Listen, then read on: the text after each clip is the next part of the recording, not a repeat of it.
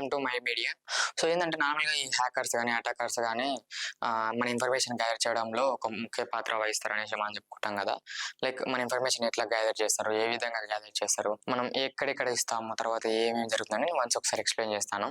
అయితే నార్మల్గా ఈ స్కామర్స్ కానీ హ్యాకర్స్ కానీ ఏం చేస్తారంటే ఒక హ్యాకర్ అనేవారు ఇన్ఫర్మేషన్ గ్యాదర్ చేయడం వల్ల వానికి ఏ విధంగా సరే ఇన్ఫర్మేషన్ గ్యాదర్ చేయడం అనేసి ఒక టార్గెట్ పెట్టుకుంటారు అనమాట.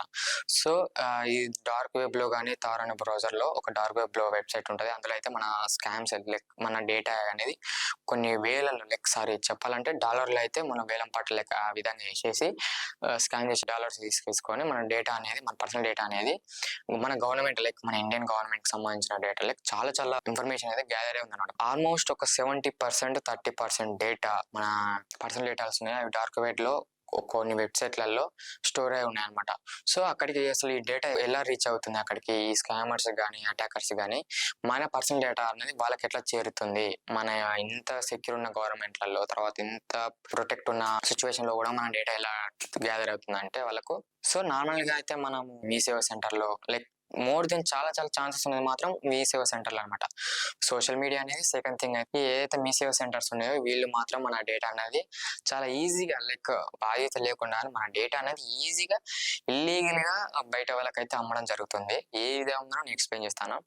లైక్ మన గవర్నమెంట్ ఫండ్స్ కానీ సంథింగ్ ఏదన్నా మనకు గవర్నమెంట్కి వెళ్ళి ఒక నోటిఫికేషన్ వచ్చినప్పుడు మన డీటెయిల్స్ అనేది మనం అప్లై చేయడానికి లైక్ మన పాన్ కార్డ్, ఆధార్ కార్డ్, తర్వాత క్యాస్ట్ సర్టిఫికేట్, ఇన్కమ్ సర్టిఫికేట్, తర్వాత మన రైతు బంధు అనేసి, తర్వాత ఏవైతే నోటిఫికేషన్ ప్లాట్ఫామ్స్ ఉన్నాయో దాంతో యూజ్ చేసేసుకొని మన డేటాని లైక్ మనం ఏదైతే మనం కావాలనుకుంటున్నామో దాన్ని అప్లై చేయడానికి వెళ్ళినప్పుడు మీ సేవ సెంటర్కి వెళ్ళినప్పుడు ఈ నా కొడుకులు కొందరు వీళ్ళు ఏం చేస్తున్నారంటే మన పర్సనల్ డేటా అనేది కొంతమందికి అమ్ముతున్నారనమాట. లైక్ ఇది ఎలాగనో కాదు, డైరెక్ట్ ఇన్ఫర్మేషన్ మన ఓటీపీ లైక్ మన మొబైల్ నెంబర్ ఆధార్ కార్డ్ సంబంధించిన ఫోన్ నెంబర్ అక్కడ టైప్ చేసిన తర్వాత మీ మొబైల్ నెంబర్కి ఓటీపీ వచ్చింది, వన్స్ చెక్ చేయండి అనేసి చెప్పిన తర్వాత మన ఓటీపీ అనేది గ్యాదర్ చేసి ఇన్ఫర్మేషన్ అయితే అక్కడ వెళ్ళిపోతుంది అనమాట.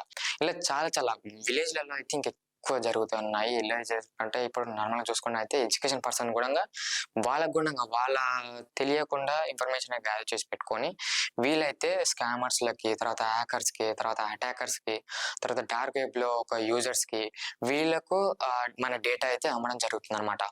సో ఎందుకు ఏ విధంగా వీళ్ళు అమ్ముతున్నారు అని చెప్పి కేవలం డబ్బుల కోసము లైక్ 70,000, 50,000, 25,000 ఇట్లా వాళ్ళ దగ్గర ఉన్న డేటా లైక్ మన పర్సనల్ డేటాని మన గవర్నమెంట్ కి తెలియకుండా మీ సేవ సెంటర్స్ వాళ్ళు కొందరు ఇంకా వేరే వాళ్ళైతే మన డేటా అనేది అక్కడ వాళ్ళకైతే హ్యాండ్ ఓవర్ చేయడం జరుగుతుంది అనమాట.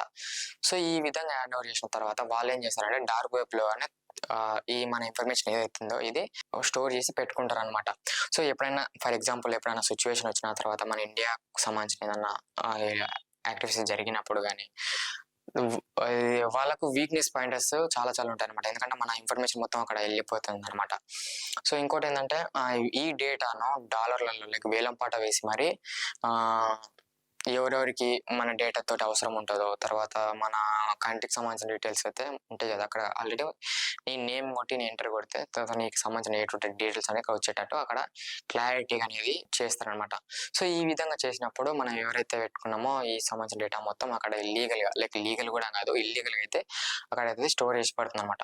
సో ఈ విధంగా మన మీ సేవ సెంటర్స్ వల్ల అయితే మన ఇన్ఫర్మేషన్ అయితే చాలా ఇన్ఫర్మేషన్ అయితే లీక్ చేసేస్తున్నారు. మన పర్సనల్ డేటా అయితే ఇన్ఫర్మేషన్ అయితే లీక్ చేసేస్తున్నారు. మోర్ దెన్ చాలా మందికి చిన్న మీ సేవ సెంటర్లలో కూడా లైక్ నాలెడ్జ్ లేకున్నా సరే ఒక 5K లేకపోతే ఒక 20K ఒక 25K ఒక 30K అన్న ఇట్లా ఇన్ఫర్మేషన్ నా దగ్గర డేటా ఉంది, తర్వాత ఒక ఊరు వాళ్ళ డేటా ఉంది, నీకు కావాలంటే నేను ఇస్తాను, నాకు ఇంత అమౌంట్ ఇవ్వండి అనేసి ఈ విధంగా చెప్తున్నారు అనమాట. సో ఈ విధంగా చేయడం వల్ల ఒక హ్యాకర్స్కి ఇన్ఫర్మేషన్ ఎంత ఇంపార్టెంటో మనం మాటల్లో చెప్పలేము అనమాట. సో ఆ విధంగా వాళ్ళకి యూజ్ అవుతుంది కాబట్టి ఖచ్చితంగా అయితే హ్యాకర్స్ అనేది వాళ్ళు యూటిలైజ్ చేసేసుకొని ఆ డేటా అనేది తీసేసుకుంటున్నారు అనమాట. సో ఈ మా మహి మీడియా తరఫున చెప్తున్నాను, ఈ వీడియో చూసే వాళ్ళు ఎవరైనా సరే మీ ఇన్ఫర్మేషన్ ఎక్కడెల్లా లీక్ అవుతుందో లేదో ఒకసారి చెక్ చేసుకోండి. సాధ్యమైనంత వరకు మీ డేటా అనేది లీక్ చేయనివ్వకండి.